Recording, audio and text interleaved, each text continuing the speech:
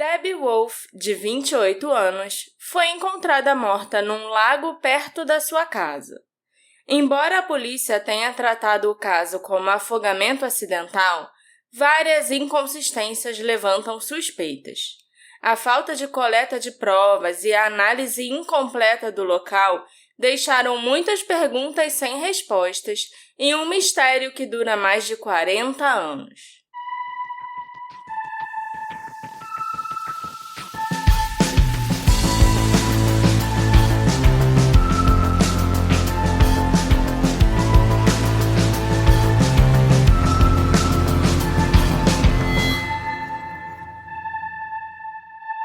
Olá, ouvintes queridos! Sejam bem-vindos ao novo episódio do Detetive do Sofá. Eu sou a Marcela, a host desse podcast, e hoje a gente vai falar do caso da Debbie Wolfe, que aconteceu no finalzinho de 85 e início de 86, por ali. E eu já queria aproveitar e pedir desculpa para vocês, porque eu sei que a minha voz vai estar meio estranha nesse episódio, porque eu tô resfriada. Então, não tem muito o que fazer a respeito. Mas antes de você começar o episódio com a sua voz resfriada, eu queria avisar a todos os nossos ouvintes que esse podcast aqui, que ele está sendo feito faça chuva, faça sol, na saúde ou na doença, ele é feito graças ao apoio dos nossos queridos apoiadores. Então, se você quer ajudar esse podcast a continuar funcionando nesse jeito, com esse comprometimento, você pode fazer o seu apoio ao Detetive do Sofá. Vai no Apoia-se, vai no Aurelo, procura Detetive do Sofá.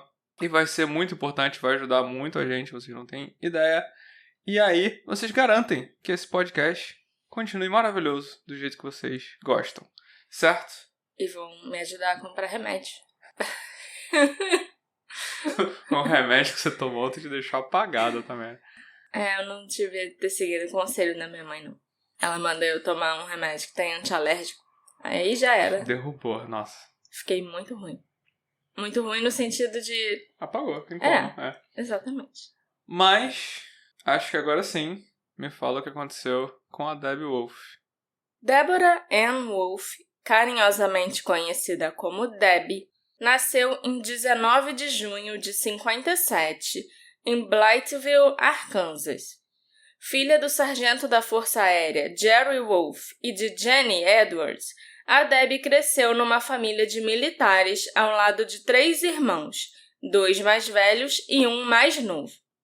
Um dos irmãos mais velhos dela, inclusive, o Jerry Wolfe Jr., também teve uma vida curta, igual a Debbie, falecendo em 82 aos 27 anos.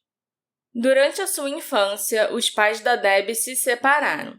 Anos depois, em 1970, a sua mãe Jenny se casou novamente com o John Edwards, um sargento do exército. Apesar das mudanças familiares, há poucos registros sobre os primeiros anos da vida da Debbie. Desde jovem, ela demonstrou vocação para cuidar dos outros. Seu desejo de ajudar fez com que ela escolhesse a enfermagem como profissão. Para a Debbie, se tornar enfermeira era uma forma de fazer a diferença no mundo e retribuir a bondade que ela havia recebido ao longo da vida. Com essa missão, ela começou a trabalhar no Veterans Administration Medical Center, um hospital para veteranos do Exército que ficava próximo a Ramsey Street, em Fayetteville, na Carolina do Norte. A Debbie era uma profissional dedicada e respeitada. Seus colegas de trabalho e seus amigos a descreviam como uma jovem alegre, amorosa e apaixonada por sua profissão. Mesmo com apenas 2 anos de experiência, ela já era considerada um recurso valioso no hospital, demonstrando um cuidado genuíno com os seus pacientes. Fayetteville, onde a Debbie morava e trabalhava, abrigava o Fort Bragg, uma das maiores bases militares dos Estados Unidos. A presença militar dava à cidade uma atmosfera movimentada e também trazia consigo um histórico de crimes violentos e mortes suspeitas. Apenas alguns meses antes da morte da Debbie, uma mãe e seus 2 filhos foram brutalmente assassinados dentro da própria base militar de Fort Bragg.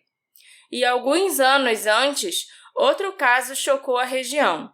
Um médico do exército chamado Jeffrey MacDonald foi condenado pelo assassinato da esposa e das 2 filhas, um crime que até hoje desperta debates no local.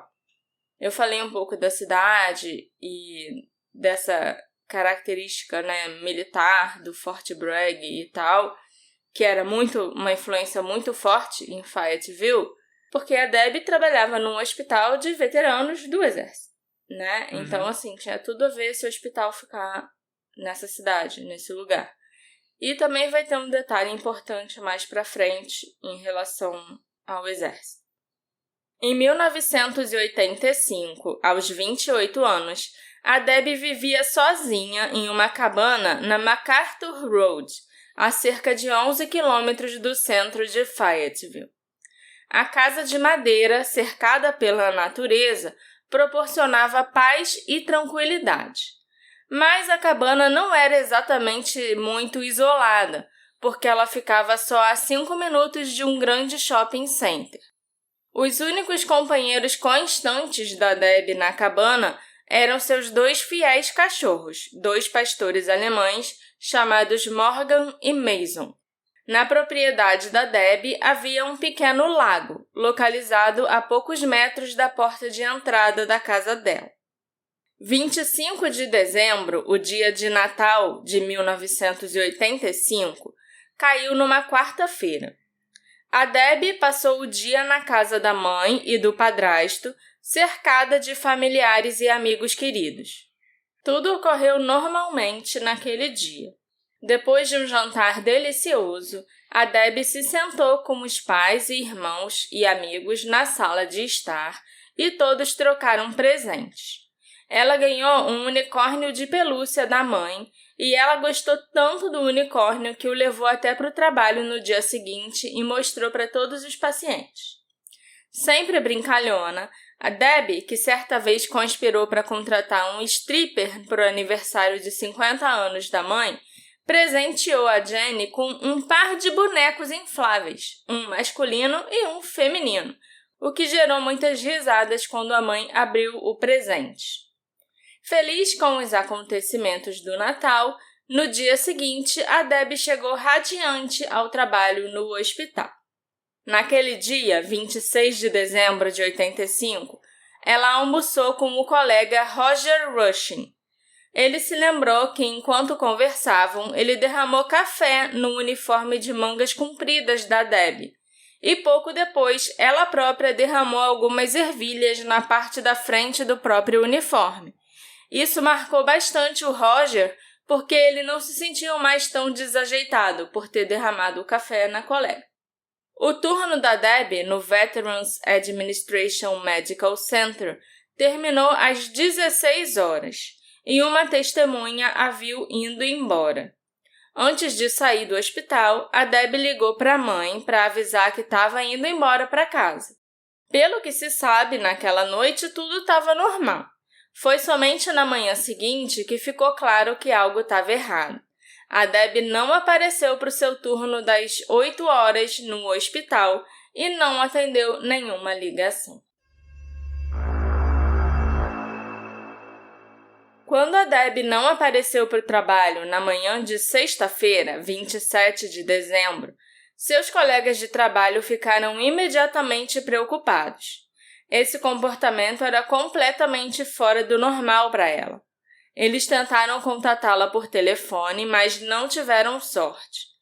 Preocupados, os colegas da Debbie entraram em contato com a mãe dela, Jenny, para ver se ela conseguia falar com a filha. A Jenny imediatamente percebeu que algo estava errado, porque a Debbie era muito responsável, e mesmo que ela tivesse apenas alguns minutos atrasada, ela sempre ligava para o supervisor do hospital para avisar. Mas, naquela manhã, a Debbie não ligou e não foi trabalhar. A Jenny não conseguiu falar com a Debbie a manhã toda, o que a deixou preocupada. Imaginando que a filha poderia estar doente e incapaz de atender o telefone, ela ligou para um amigo da família, chamado Kevin Gorton, e pediu ajuda para ir até a cabana isolada da Debbie. Quando os pais da Debbie, a mãe, Jenny, e o padrasto, John, e o amigo da família, Kevin Gorton, chegaram na cabana dela, imediatamente perceberam que algo estava errado. Debbie, uma pessoa normalmente muito organizada, mantinha sua casa impecável e cuidava muito bem dos seus cães. No entanto, ao chegar, eles encontraram várias coisas fora do lugar. Primeiro, os cães da Debbie, o Morgan e o Mason, estavam vagando livremente no quintal e claramente estavam com fome. Embora fosse comum ver os cães soltos na propriedade, eles sempre estavam bem alimentados. Além disso, várias latas de cerveja vazias estavam espalhadas pelo jardim, algo completamente fora do normal para Debbie, já que ela nem bebia aquela marca de cerveja. O carro da Debbie também estava estacionado num local diferente do habitual, e o banco do motorista estava ajustado para trás, o que era estranho porque a Debbie era baixinha, ela tinha só 1,62 e ela sempre deixava o banco o mais para frente possível, o mais perto do volante, dos pedais possível. Mas o banco estava todo para trás. Ao entrar na cabana, o cenário era ainda mais perturbador. A casa estava em total desordem, com itens pessoais jogados no chão, incluindo um uniforme de enfermagem da Debbie que estava no chão da cozinha. Isso chamou a atenção da Jenny, que sabia que a filha nunca deixaria as roupas assim, principalmente num lugar tão estranho como a cozinha. Além disso, um uniforme encontrado no chão não era o que a Debbie tinha usado no seu turno anterior no hospital, porque o colega de trabalho, o Roger, afirmou que a Debbie estava usando um uniforme de manga comprida e que estava até manchado de café e das ervilhas. E o uniforme de manga longa da Debbie nunca foi encontrado. Esse uniforme que estava no chão da cozinha era um uniforme de manga curta. Outro ponto estranho foi que, enquanto procuravam na casa, o Kevin encontrou a bolsa da Debbie embaixo da cama. E isso também era incomum, porque ela normalmente deixava a bolsa num local diferente. Ela pendurava logo na entrada quando ela chegava em casa. Então, por que dessa vez ela levou a bolsa até o quarto e ainda tacou a bolsa lá embaixo da cama? Não havia sinal da Debbie, e isso aumentava a preocupação dos seus pais e amigos sobre o que poderia ter acontecido com ela. Enquanto estavam na cabana, a Jenny, o John e o Kevin Gorton também ouviram uma mensagem estranha na secretária eletrônica da Debbie, deixada mais cedo naquele dia. A mensagem era de um homem do hospital que aparentemente estava preocupado com a Debbie e alegava que ela tinha faltado ao trabalho por vários dias. A mensagem dizia: "Oi, Debbie, senti sua falta aqui no trabalho hoje. Eu só queria saber como você tá. Se você puder me ligar aqui na enfermaria, estou no número 822-7007. Ou me ligue em casa hoje à noite. Você esteve fora por muitos dias e me deixou preocupado quando perdeu outro turno. Só quero ter certeza que você está bem. Tchau." O fato da mensagem ter sido deixada na sexta-feira, 27 de dezembro de 85, e mencionar que a Debbie estava fora por muitos dias, parecia especialmente estranho, já que a Debbie tinha trabalhado no dia anterior, a quinta-feira, 26 de dezembro. Ela só tinha perdido algumas horas de trabalho no dia 27. Ela chegou a mudar de turno? Ela pegava um turno? Que eu saiba, não. O turno dela sempre era de 8 da manhã até 4 da tarde. A Jenny sabia que algo estava errado. Ela não reconheceu a voz naquela mensagem e ficou ainda mais preocupada com a discrepância das informações.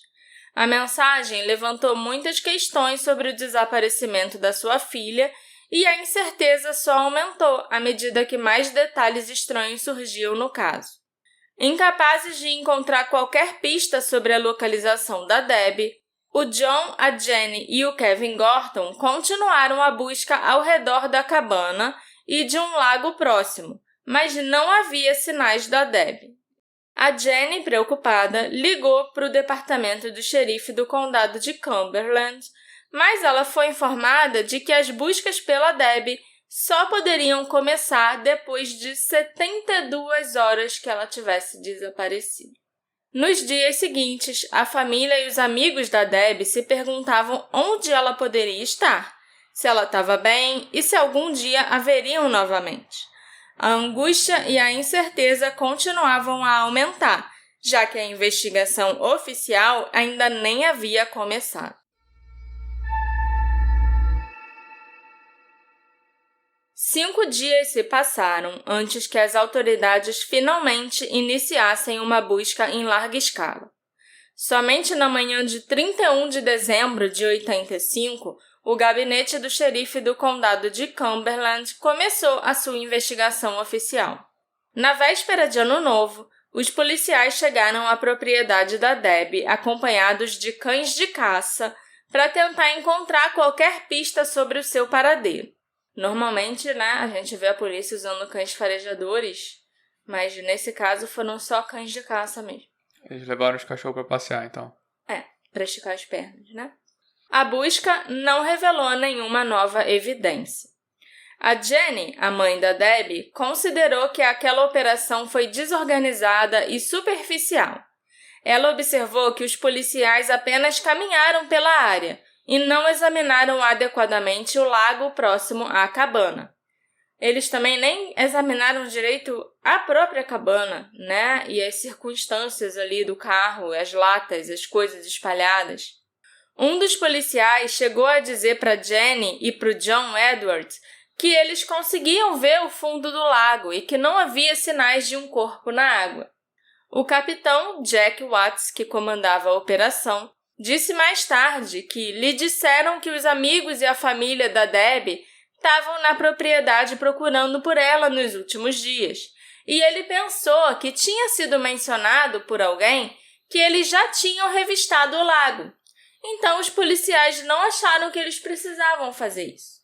Já é o segundo caso em pouco tempo que você faz, que é nessa época de Natal e Ano Novo, sabe? Uhum.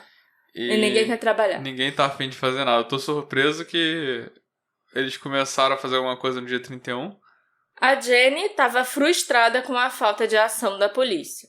Quando os investigadores começaram a encerrar a busca naquele dia, ela perguntou se eles iam usar um barco para vasculhar o lago, mas foi informada de que já estava escuro, então eles a avisariam no dia seguinte se decidissem vasculhar o lago ou não.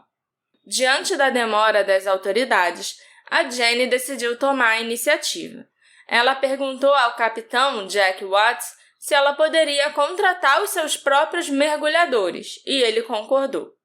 Determinada a encontrar a filha, ela recorreu a 2 amigos da família com experiência em busca e salvamento. O Kevin Gorton, que já tinha ajudado a procurar a Debbie no dia 27, quando ela desapareceu, e o outro homem chamado Gordon Childress. Na manhã de 1º de janeiro de 86, o Kevin e o Gordon retornaram ao lago próximo à cabana da Debbie, equipados para uma busca subaquática. Logo ao entrar na água, o Gordon notou algo estranho. Havia 2 séries de pegadas na lama e marcas de arrasto levando para dentro do lago. Ele seguiu essa trilha, essas pegadas e as marcas de arrasto, até que a máscara de mergulho dele inundou ao esbarrar num objeto submerso. Ao limpar a máscara e olhar novamente, o Gordon percebeu que ele havia encontrado um corpo. No entanto, o que chamou ainda mais a atenção dele foi a maneira como o corpo estava disposto. Estava parcialmente dentro de um grande barril metálico enferrujado, um tambor de óleo de 55 galões com furos, o tipo normalmente usado como um incinerador improvisado. O corpo estava submerso a aproximadamente 1,68 m de profundidade e a cerca de 9 metros da margem do lago. O Gordon emergiu rapidamente e pediu que chamassem a polícia. Quando os investigadores finalmente chegaram, o corpo foi retirado da água e identificado como sendo da Debbie. O fato da Debbie ter sido encontrada dentro de um barril de queima levantou ainda mais perguntas. Esse tipo de barril é comumente usado na região para queima controlada de lixo ou madeira, sendo mais seguro e eficiente do que uma fogueira aberta. A Jenny sabia que a filha possuía um barril daqueles perto da cabana, que a Debbie costumava usar para armazenar lenha ou até para praticar tiro. Mas como o barril foi parar no fundo do lago? E mais importante, como a Debbie foi parar dentro do barril? O Gordon também disse que a Debbie estava enfiada no barril, de cabeça, sabe? Com a perna para fora? Isso, exatamente. A descoberta do corpo da Debbie deveria ter trazido respostas, mas ao invés disso levantou ainda mais perguntas, e uma das maiores controvérsias do caso girou em torno desse barril. Quando o Gordon Childress emergiu do lago, ele não tinha dúvidas sobre o que havia visto. O corpo da Debbie estava parcialmente dentro do tambor de óleo enferrujado, um barril de queima de 55 galões. Ele descreveu o objeto com clareza, mencionando até os buracos no metal que eram típicos desse tipo de barril. Além disso, a Jenny Edwards, ao se afastar do lago naquela noite, ouviu os investigadores discutindo sobre como remover o barril do lago, e ela foi informada de que ele seria deixado na água até a manhã seguinte. Mas, no dia seguinte, o barril havia desaparecido. Eita! Quando a Jenny perguntou sobre ele, os investigadores negaram que houvesse um barril. O capitão Jack Watts sugeriu que o Gordon Childress provavelmente havia confundido a jaqueta da Debbie, inflada pela água, com um recipiente ao seu redor. O lago foi parcialmente drenado, ficando só com 80 centímetros de profundidade, mas nenhum vestígio do barril foi encontrado. As pegadas e as marcas de arrasto que o Gordon havia seguido para encontrar a Debbie também haviam desaparecido, e a polícia agora alegava que elas nunca nem tinham existido. Para Jenny, aquilo não fazia sentido. Ela sabia que a Debbie tinha um barril que ficava ao lado da cabana, e quando ela foi verificar, ela encontrou apenas a marca na grama onde ele costumava ficar. O barril da Debbie também tinha sumido. A autópsia da Debbie foi realizada na quinta-feira, 2 de janeiro de 86, pelo Dr. William Oliver, do Instituto Médico Legal da Carolina do Norte. A autópsia resultou numa explicação indeterminada para sua morte, listando afogamento como a causa mais provável. Não havia álcool ou drogas em seu sistema. Também não havia sinais óbvios de crime ou trauma no corpo da Debbie, exceto por algumas pequenas escoriações nos dedos da Debbie, que poderiam indicar ferimentos de defesa. Notavelmente, não havia espuma relatada nas vias aéreas ou na boca da Debbie. Essa espuma é frequentemente vista em vítimas de afogamento. Além disso, havia apenas meia colher de chá de água encontrada nas vias aéreas superiores da Debbie. Infelizmente, o Dr. Oliver não conseguiu determinar quando exatamente a Debbie morreu, devido ao seu corpo ter sido muito bem preservado pelas águas geladas do lago. Os amigos da família da Debbie disseram que imediatamente notaram algumas coisas no corpo dela que eram estranhas para eles. Eles disseram que seu rosto e roupa estavam limpos, o que parecia estranho considerando a quantidade de lodo que havia naquele lago. Por outro lado, teria levado 3 dias para a equipe de mergulho tirar toda a lama e lodo dos seus trajes, depois de estarem na água por apenas 20 minutos. Então, como que a Debbie, que ficou lá vários dias, provavelmente estava tão limpinha? Mas isso foi depois da autópsia? Quando ela foi retirada do lago. Ah, ela foi retirada do lago limpinha. Limpinha já, Okay. entendeu? Além disso, a Debbie tinha 1,62 m de altura e era no máximo 9 centímetros mais baixa do que a área do lago onde ela foi encontrada. Então, assim, né? Difícil Dava afogar. para ela ter nadado ali naquela parte, sei lá. Também foi dito que o corpo da Debbie estava muito relaxado, o que seus amigos e familiares acreditavam ser estranho para um afogamento. Com os resultados da autópsia em mãos, a polícia considerou o caso encerrado. Segundo o capitão Jack Watts, a morte da Debbie foi acidental. Ele sugeriu que ela escorregou no lago enquanto brincava com os seus cachorros, ficando desorientada demais para sair. A temperatura em Fayetteville em dezembro estava abaixo de 0 e a água do lago estava coberta por uma fina camada de gelo. Os investigadores sustentavam que a Debbie escorregou no gelo, caiu na água e se afogou devido à síndrome de imersão. Essa condição, também conhecida como afogamento por descarga, pode ocorrer em água fria e causar hipertensão, arritmia, perda de coordenação e interrupção da capacidade de prender a respiração. Além disso, a hipotermia também poderia ter se instalado rapidamente, incapacitando a Debbie de escapar, mesmo num corpo d'água relativamente raso. O capitão Watts reforçou essa explicação, mencionando que os cachorros da Debbie foram encontrados soltos quando a família e o departamento de polícia chegaram ao local.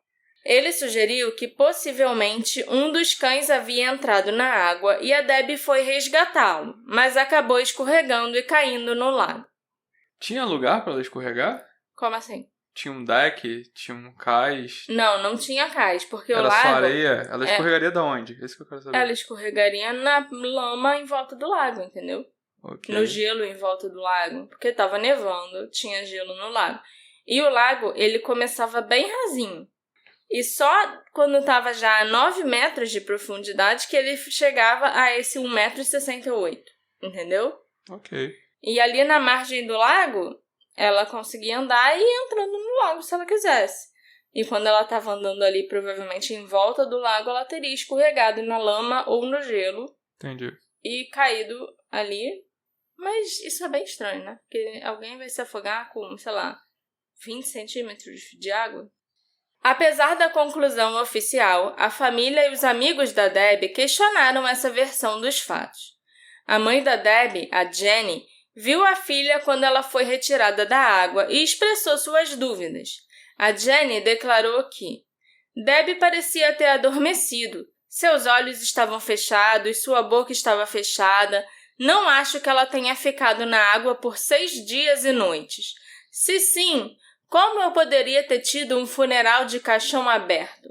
E realmente, isso é surpreendente. De fato, o corpo da Debbie estava surpreendentemente bem preservado, o que levou a família a buscar uma autópsia independente. Relatos indicam que no velório, que realmente foi realizado com o caixão aberto, a Debbie parecia estar apenas dormindo serenamente.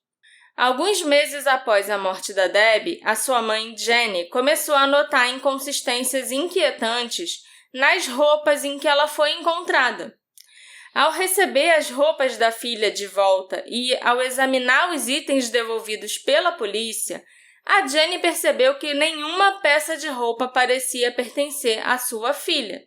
As peças de roupas que a Jenny recebeu foram uma jaqueta masculina do exército tamanho P, aparentemente nova, um moletom preto e verde de manga comprida do Pittsburgh Steelers, um time de futebol americano, eu acho, uma camisa xadrez marrom e branca de flanela, calça de veludo cotelê marrom, tênis da Nike masculino tamanho 6, meias masculinas de algodão com listras vermelhas, calcinha e sutiã, e um colar feito à mão com um amuleto contra mal-olhado.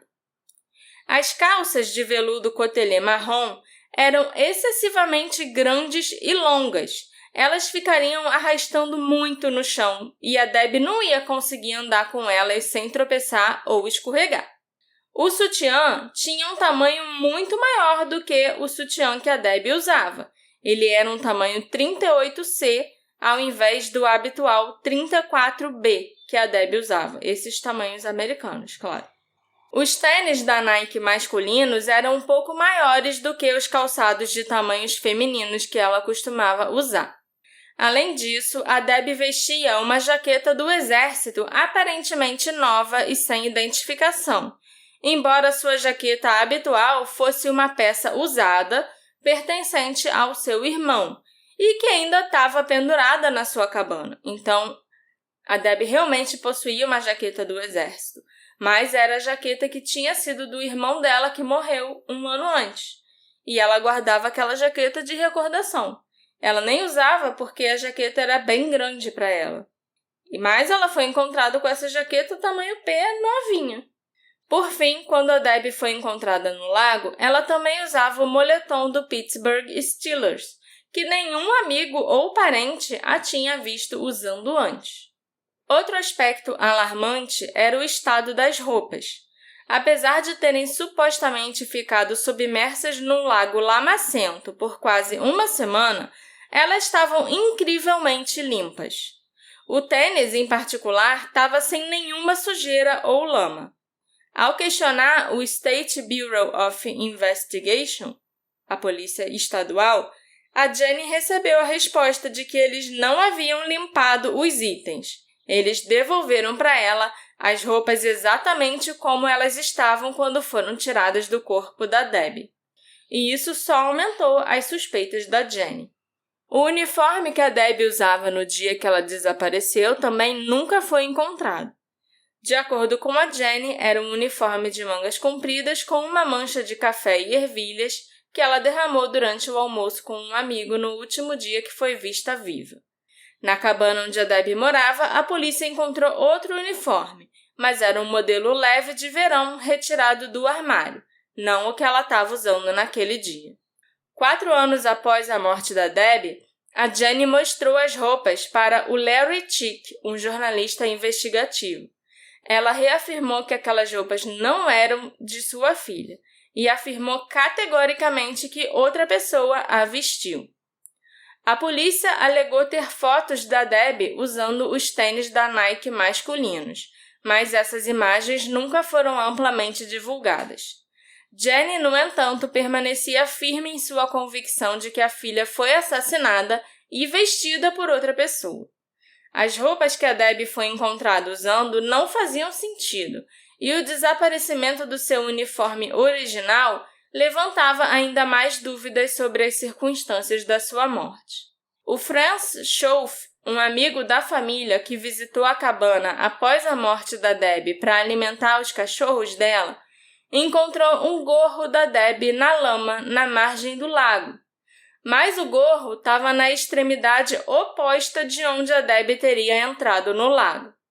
Devido ao gelo no lago, era improvável que o gorro tivesse simplesmente flutuado até ali. E isso forneceu ainda mais evidências de que a Debbie não havia simplesmente entrado no lago ou caído nele por acidente.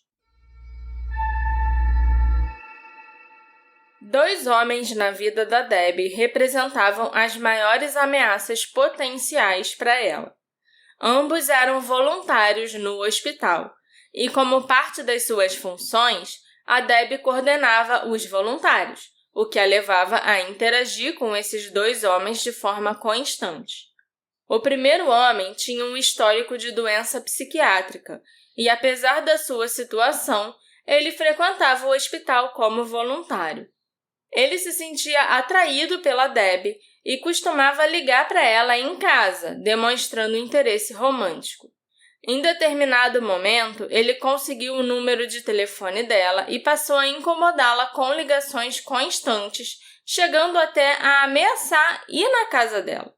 Após o corpo da Debbie ser encontrado, esse homem foi interrogado pela polícia, mas ele forneceu um álibi e se recusou a fazer o teste do polígrafo. Depois disso, ele deixou o estado alguns dias depois, sem mais investigações sobre o caso. O segundo homem também tentou se envolver romanticamente com a Debbie, mas ela o rejeitava constantemente. Ele também era um voluntário do hospital e tentava convencê-la a sair com ele, mas a Debbie afirmava que já estava num relacionamento e que não estava interessada. A Jenny, mãe da Debbie, acredita que esse era o homem que havia deixado a mensagem de voz na secretária eletrônica da Debbie, embora a polícia o tenha inocentado de qualquer envolvimento com a morte da sua filha. Mesmo assim, o homem foi interrogado, mas nenhuma evidência concreta foi encontrada que o ligasse ao caso. Esses 2 homens foram considerados pela Jenny como possíveis suspeitos no caso da morte da Debbie. Ambos estavam claramente importunando a Debbie e, apesar das investigações, não se chegou a uma conclusão definitiva sobre a sua possível responsabilidade. A Jenny sempre acreditou que um desses 2 voluntários do hospital foi o responsável pela morte da Debbie. Ambos tentaram ter relacionamentos românticos com ela e ambos aparentemente sabiam onde ela morava. A Jenny acredita que um deles fez a Debbie de refém, a manteve viva por alguns dias e depois a matou. Ela também acredita que o homem voltou mais tarde para remover o barril do lago, para que a morte da Debbie parecesse acidental. Até hoje, a família da Debbie continua convencida de que ela foi assassinada. O capitão Watts afirmou que os 2 homens foram investigados durante a investigação do caso. Tentamos entrevistar qualquer pessoa que a família solicitou que falássemos ou investigássemos. Claro, com base nas informações obtidas durante essas entrevistas, não havia nada que pudéssemos usar em um processo criminal ou qualquer indício de que a Debbie tivesse sido vítima de um homicídio, disse o capitão Watts. Ele também afirmou que sentia que o seu departamento havia realizado uma investigação sólida, entrevistando todas as pessoas com as quais a família estava preocupada. O capitão Watts manteve com igual veemência a posição de que a morte da Debbie foi um afogamento acidental. A resposta da polícia seguiu as normas, mas é evidente que eles não tinham o mesmo senso de urgência que a família da Debbie. Conflitos de personalidade entre a polícia e a família causaram alguns problemas de comunicação, coordenação e cooperação ao longo da investigação. Embora eu, particularmente, não esteja completamente satisfeita com o trabalho da polícia nesse caso, eu acredito que, pelo menos nesse quesito, eles lidaram adequadamente com os pretendentes da Debbie e com aquela mensagem de voz. Mas eu acho que os investigadores falharam em muitos outros aspectos. Por exemplo, as estranhas latas de cerveja que estavam espalhadas pelo jardim dela não foram coletadas, e o carro da Debbie não foi analisado. Com os recursos de DNA disponíveis hoje, o caso poderia ser resolvido se as evidências tivessem sido recolhidas naquela época. O perpetrador poderia ter deixado impressões digitais nas latas de cerveja ou na alavanca do banco do carro. Além disso, nenhuma foto da cena foi tirada, até onde eu sei. Nem fotos do corpo sendo retirado do lago, nem fotos de dentro da casa da Debbie, do jardim, do carro. Simplesmente não tiraram foto de nada. O mínimo que a polícia poderia ter feito seria coletar as latas de cerveja e realizar uma busca na casa da Debbie em busca de cabelo, impressões digitais ou até pegadas. Também deveriam ter coletado amostras sob as unhas dela para verificar se havia sangue ou algum tecido que não pertencesse a ela ou aos seus cães. O estado da casa da Debbie foi um grande sinal de alerta para aqueles que a conheciam. Aparentemente, ela estava num estado de desordem e até mesmo o quintal parecia bagunçado, algo totalmente incomum para Debbie, que era conhecida por ser limpa e organizada. Além disso, o carro da Debbie estava estacionado de maneira estranha, e o banco do motorista estava ajustado para uma pessoa muito maior, quando a Debbie tinha apenas 1,60 m. Por que o carro e a casa da Debbie não foram analisados de maneira mais detalhada?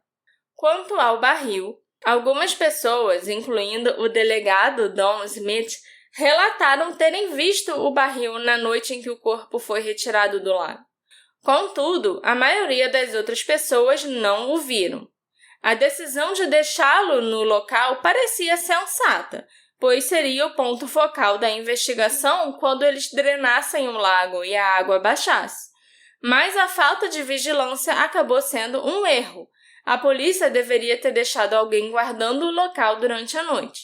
Aí a gente não teria dúvidas quando o lago foi drenado na manhã seguinte, se o barril foi retirado do lago por alguém ou se o barril não existia, sabe? A Jenny acredita que o assassino pode ter roubado o barril. O departamento do xerife, por outro lado, assumiu a posição de que o barril não existia. Anos depois, novas evidências sugeriram que havia sêmen presente no corpo da Debbie. Mas o departamento de polícia perdeu o cotonete vaginal que confirmava isso, o que eliminou a possibilidade de testar com a perícia forense atual. Outra fonte indicou que uma análise recente da autópsia da Debbie revelou a presença de esperma, levantando a questão: será que a Debbie foi vítima de um estupro antes dela morrer? Ou será que ela fez sexo consensual com alguém? Várias fontes, principalmente amigas da Debbie, também afirmaram ao longo dos anos que ouviram dizer pela cidade que a Debbie tinha sido vista numa festa com um homem alto, musculoso e atraente, que parecia ser bem o tipo dela. Mas isso também nunca foi investigado. Graças aos esforços da família e dos amigos, o caso da Debbie ganhou alguma atenção da mídia nos anos que se seguiram imediatamente à sua morte. Em 1991, o Unsolved Mysteries dedicou um segmento ao caso da Debbie. No mesmo ano, o TV Guide publicou a história num artigo chamado The Case of the Dubious Drowning, recorrendo a um detetive particular de Hollywood chamado Robert Frasco, para resolver o mistério com base apenas nas evidências mostradas na televisão. O legista disse na autópsia que a Debbie se afogou, mas o lago estava cheio de lodo e o corpo dela estava totalmente limpo. O detetive de Hollywood, o Robert Frasco, chegou à conclusão de que o corpo da Debbie foi colocado no lago depois que ela foi morta. Quanto ao barril misterioso, o Robert Frasco deduziu que o assassino provavelmente sequestrou a Debbie de sua casa e a assassinou. Para tentar fazer parecer um afogamento acidental, o assassino retornou ao lago e colocou a Debbie no barril para ajudar a afundar o corpo. Mais tarde, o assassino teria retornado novamente, dessa vez para remover o barril do lago. Segundo o Robert, o assassino teria feito isso porque o barril provavelmente continha informações incriminatórias como impressões digitais. A mãe da Debbie, a Jenny, acreditava até a sua morte em agosto de 2002 que a Debbie tinha sido sequestrada e mantida refém por um dos voluntários do hospital, e ela foi mantida viva por vários dias e depois assassinada. Ela concordava plenamente com o detetive celebridade Robert Frasco que o corpo da Debbie foi trazido de volta para sua propriedade para ser descartado no lago e fazer parecer um acidente, e que o assassino colocou o seu corpo já morto no barril para pesá-lo na água. Eu acho que isso é uma viagem total, porque o assassino tinha que ter muito tempo livre para ir, voltar. Para ir, voltar, ir, voltar, ir, voltar 3 vezes, né? E ainda ficar carregando o barril para lá e para cá e tirar um barril de dentro de um lago sozinho. O que nem a polícia fez. Isso pareceu difícil. Tipo, a polícia não quis levar. E o cara foi lá e levou. Numa noite, sem ninguém ver. A opinião pública se divide em relação ao que pode ter acontecido com a Debbie. Alguns acreditam que a sua morte foi resultado de um acidente trágico, que a Debbie pode ter pegado alguma roupa velha ou mal ajustada para correr para fora rapidamente para alimentar os cães, ou para cuidar de outra coisa quando ela acabou escorregando no lago. A Debbie também poderia estar, consciente ou inconscientemente, de pé sobre uma camada de gelo que se quebrou no lago e ela caiu. A gente não pode esquecer que o lago estava meio congelado, né? A Debbie, então, teria caído no lago congelado e foi incapaz de encontrar novamente o buraco pelo qual ela caiu. Ou talvez ela possa ter sofrido uma forma de choque que poderia ter causado um evento semelhante a um ataque cardíaco, por causa da água extremamente gelada. Em águas frias, especialmente água que tem pouca ou nenhuma vida marinha, como era o caso daquele lago, um corpo que fica submerso mesmo por alguns dias ainda pode estar em boa forma para um funeral de caixão aberto. Pessoalmente, eu sinto que esse poderia ser o caso, visto que era no meio do inverno quando a Debbie acabou naquele lago. Além disso, embora se possa pensar que faz sentido que alguém que morreu de afogamento seja encontrado numa posição tensa, refletindo a angústia em que a pessoa estava no momento da morte, esse não é necessariamente o caso. O corpo de uma vítima de afogamento às vezes pode sim ser encontrado numa posição tensa e angustiada, mas também é muito típico que seja encontrado num estado relaxado. Embora algumas pessoas que investigam esse caso tenham afirmado que os olhos e a boca da Debbie estarem fechados indicam que ela estava morta antes de entrar na água, na verdade, é completamente possível que os olhos e a boca de uma vítima de afogamento acabem fechados, especialmente se deixados na água por um longo tempo. E mais importante ainda, a gente precisa discutir a quantidade de água que foi encontrada nos pulmões da Debbie. Foi mencionado várias vezes pelos amigos e parentes da Debbie que ela não podia ter se afogado porque havia apenas meia colher de chá de água em seus pulmões. Embora à primeira vista essa afirmação pareça fazer sentido, simplesmente não é verdade. Nós já falamos sobre casos de afogamentos outras vezes e vocês sabem que existe o afogamento branco. É bem comum que haja apenas uma pequena quantidade de água nos pulmões de uma vítima de afogamento. Então, aquela quantidade de água era o suficiente para sugerir que alguém pode ter realmente se afogado.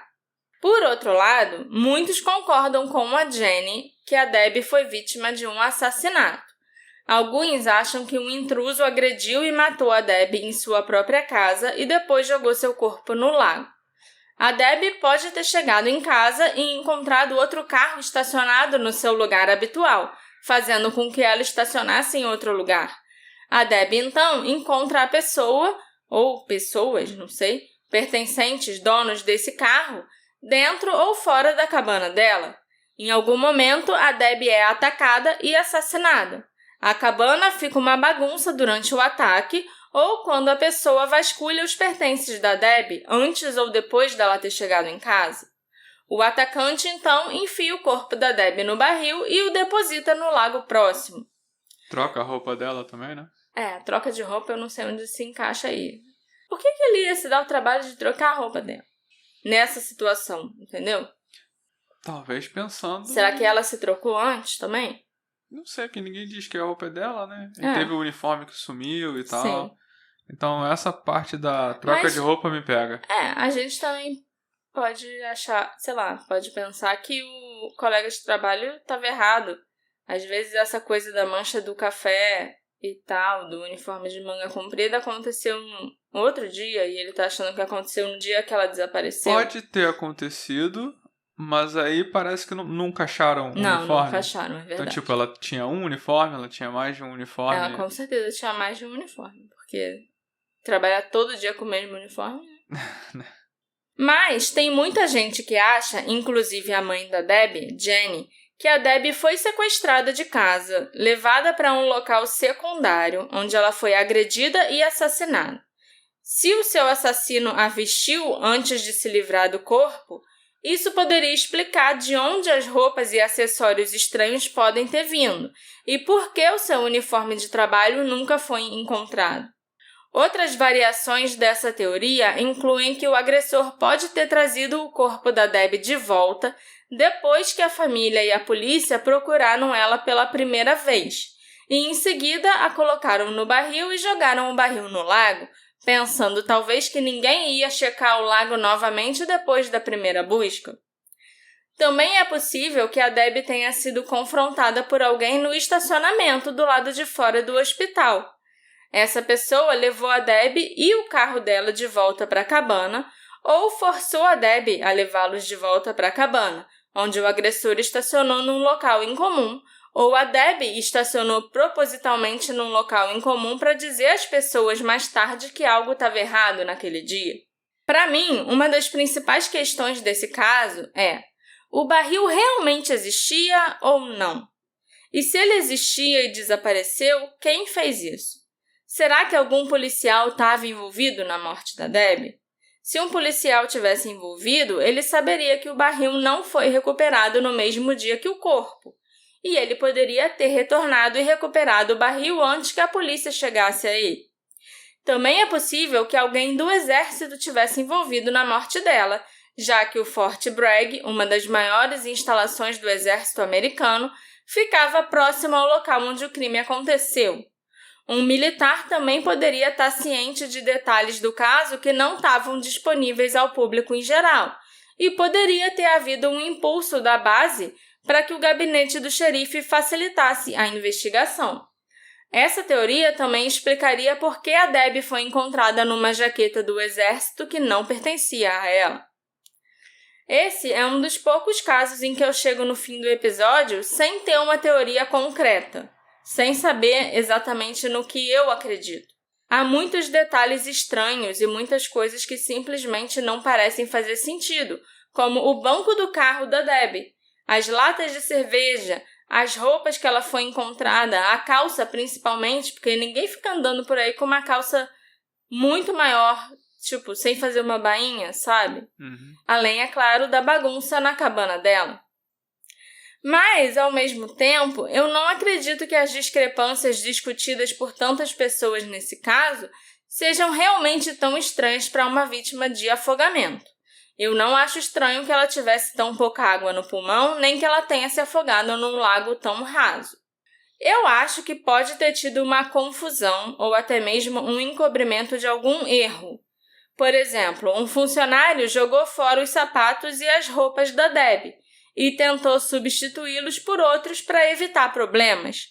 Ou seja, a roupa errada foi devolvida à família dela. Eu pensei nisso no início. Eu também acho, né? Mas tem gente que viu a Debbie sendo tirada do lago. E ela tava de roupa. Tava de roupa. E ninguém reparou se... Na roupa que ela tava usando. Ou a pessoa que teria substituiu por coisas mais ou menos iguais. Não, eu acho que ninguém notou exatamente o que ela estava vestindo na hora quando ela que foi tirada. Se a Debbie foi tirada da propriedade e assassinada, não haveria razão para devolvê-la à sua propriedade. Seria um risco bem maior transportá-la por aí. Não é nem um pouco lógico para mim que alguém a levaria e depois se preocuparia em colocar o corpo da Debbie num barril e jogar no próprio lago da casa dela. Eu até acho que é possível que nunca tenha havido um barril, com base no fato de que ele só foi dito estar lá por uma ou duas pessoas. Os policiais ouvidos especulando sobre como remover o barril do lago podem ter feito isso sob a suposição de que um barril estava lá, porque o Gordon Childress disse que o barril estava lá, entendeu? Então, eles descobriram mais tarde que não havia barril nenhum depois de conferir com a equipe de recuperação e depois de drenarem o lago. Talvez realmente fosse só uma jaqueta inflada ao redor da Debbie, da cabeça dela e tudo, sabe? Dos membros superiores dela, que fez o cara achar que era um barril. Mas ele foi bem específico sobre o barril. A pessoa que falou, né? Parece que falou com muita certeza, né? E o barril da Debbie sumiu. O barril que a mãe da Debbie diz que ela usava para guardar lenha na casa dela. Então... E parece que é um barril que todo mundo tem, então Sim. acho difícil você identificar errado. Sim. Mas tinha lá aquele círculo na grama, marcando exatamente onde o barril ficava, né? O Jerry Wolf e a Jenny Edwards, os pais da Debbie, faleceram em 2002. O padrasto dela, John Edwards, faleceu em 99. Os irmãos sobreviventes da Debbie, o John e o Joseph, também faleceram em 2011 e 2015, respectivamente. Ambos tinham 55 anos na época de suas mortes, mantendo a tendência de mortes jovens que assombra a família Wolff. Como a morte da Debbie foi rotulada como um acidente, todos os registros policiais da investigação foram apagados ou destruídos depois que o caso foi encerrado, e ninguém foi normalmente nomeado como um suspeito. Então, nem que a gente quisesse muito, esse caso poderia ser reaberto ou reinvestigado, porque os arquivos deles já foram todos jogados fora. Esse episódio foi feito graças à colaboração da nossa queridíssima apoiadora, Ana Camila Caldas. Muito obrigada, Ana Camila, por você ter se tornado apoiadora do nosso podcast.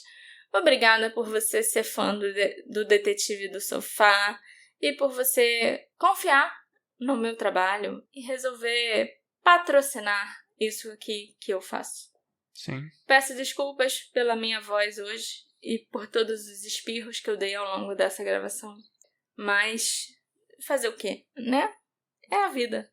E se você também quiser se tornar um apoiador do Detetive do Sofá, é só acessar o Orelo ou o Apoia-se.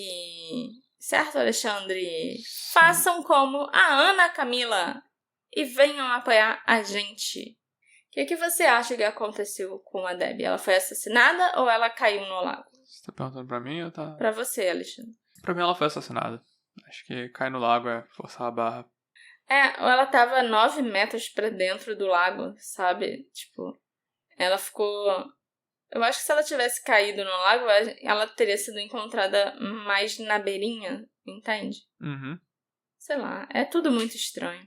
Por que a Debbie estava usando roupas grandes demais? O que aconteceu com o barril? Por que não havia lama em seus sapatos, em seu par de tênis, se ela tivesse caído acidentalmente no lago? De onde vieram aquelas latas de cerveja? E quem dirigiu o carro da Debbie? Me encontra nas nossas redes sociais, @detetive do sofá, e vem conversar comigo sobre esse caso, né? Me dizer o que você acha que aconteceu com a Debbie. A gente se encontra na próxima investigação. Tchau, tchau. Tchau, tchau.